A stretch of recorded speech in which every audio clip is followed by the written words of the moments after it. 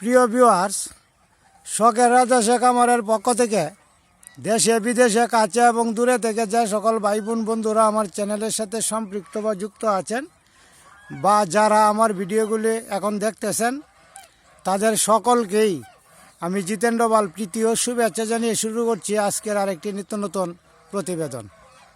যাই হোক প্রিয় ভিউয়ার্স, আজকের আলোচ্য বিষয়, আমার আরও 5টা হাঁস ডিমে আসছে। এই বছর আমি 3বার ডিম পাবো।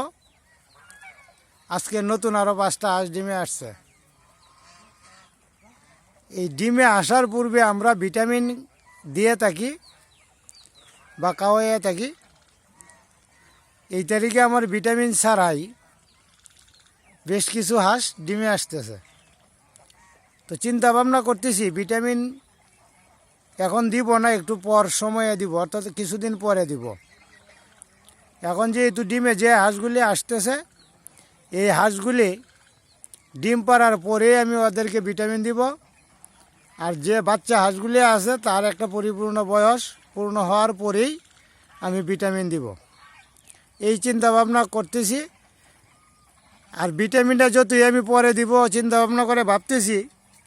আর আমার এখানে এই হাঁসও অ্যাডভান্স ডিমে আসতেছে। তো যাই হোক প্রিয় ভিউয়ার্স, আমি দানাদার খাদ্য পরে দিব বলে ভাবছিলাম,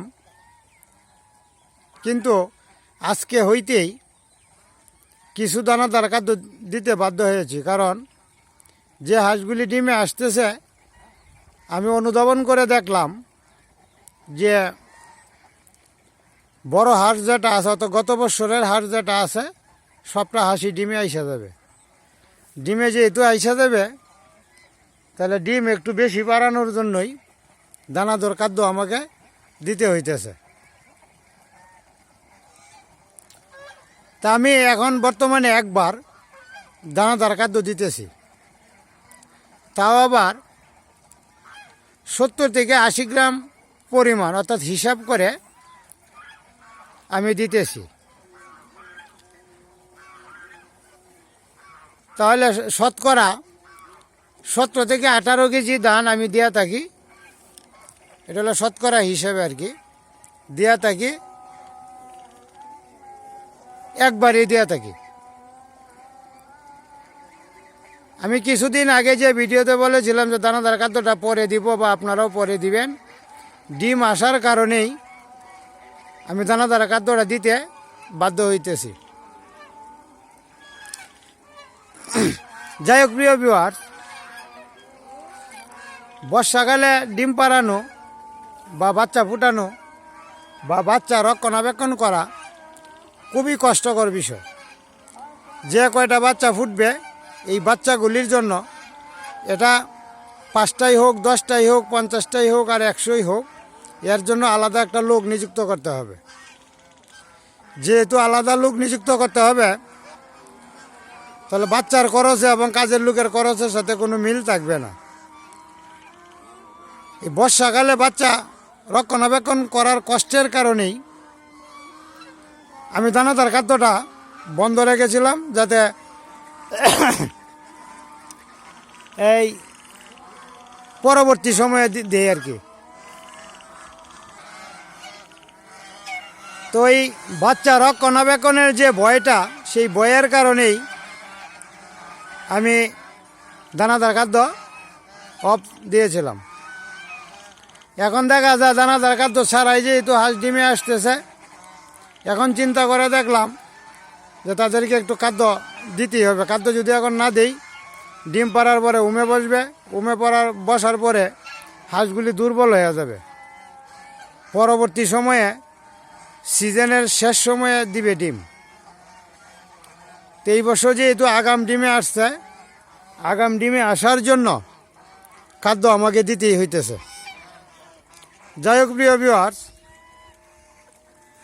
হাঁসগুলি এখন দলবদ্ধ আগে ছিল, এখন দলবদ্ধ ছাড়া এই যে এখানে একটা গ্রুপ, আর ওই যে একটা দূরে গ্রুপ, এই যে আমার লোকটা আনতেছে, এই যে আর একটা গ্রুপ, এই যে এইখানে আছে আর একটা গ্রুপ, এইখানে আছে আর একটা গ্রুপ। যাই হোক প্রিয় ভিউয়ার্স, সন্ধ্যা হয়ে গেছে, সময় পাইনি সারাদিন, সন্ধ্যা এই ভিডিও করতে হইতেছে। যাই হোক প্রিয় ভিউয়ার্স, যারা জিরো বাচ্চা নিতে ইচ্ছুক, 1 মাস পরে আমি বাচ্চা দিতে পারবো, নিতে ইচ্ছুক যারা, তারা অবশ্যই যোগাযোগ করবেন। আর এক ভাই আমাকে প্রশ্ন করেছিলেন ডিম বিক্রি হবে কিনা। আমি ডিম বিক্রি করব না, বাচ্চা বিক্রি করব।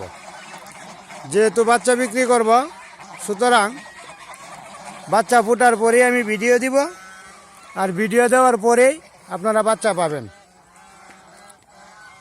এর আগে আর বাচ্চা ডিমের জন্য যোগাযোগ করার দরকার নাই। আর যারা বাচ্চা নিতে ইচ্ছুক, বর্ষাকালে বাচ্চা, তারা অবশ্যই আমার ভিডিওর নিচে কমেন্ট করে রাখবেন। আমি কমেন্ট অনুযায়ী আপনার নাম এবং কমেন্ট যেটা করবেন ওইটার মেসেজের তারিখটা আমি লিখে রাখবো। আমি আপনাকে অবশ্যই স্মরণ করব। আপনারা যারা রাজহাঁস লালন পালন করেন, যদি পুরান হাঁস থাকে তাহলে অবশ্যই দানাদার খাদ্য অল্প পরিমাণে দিতে পারেন। 100 গ্রামের ভিতরে দানাদার খাদ্য দিতে পারেন দিনে একবার। এতে করে আগাম ডিমে আসবে এবং আপনার জন্য ভালো হবে। যাই হোক প্রিয় ভিউয়ার্স, আমি একজন নতুন উদ্যোক্তা হিসেবে আমার কথাগুলো যদি ভালো লেগে থাকে, ভিডিওগুলো যদি ভালো লেগে থাকে, তাহলে অবশ্যই একটা সাবস্ক্রাইব করে রাখবেন আর টাইমলাইনে রেখে দিবেন। সাবস্ক্রাইব করার অর্থটাই হচ্ছে আমার নতুন ভিডিও আপলোড করার সাথে সাথে আমরা নোটিফিকেশনে ইনফরমেশন দিবে এবং মেসেজ চলে যাবে। যাই হোক প্রিয় ভিউয়ার্স, আজকের ভিডিও সময়ের অভাবে এখানেই সমাপ্ত ঘোষণা করব। ধন্যবাদ সবাইকে, ভালো থাকবেন, সুস্থ থাকবেন। আবারও কথা হবে পরবর্তী ভিডিওতে। ধন্যবাদ।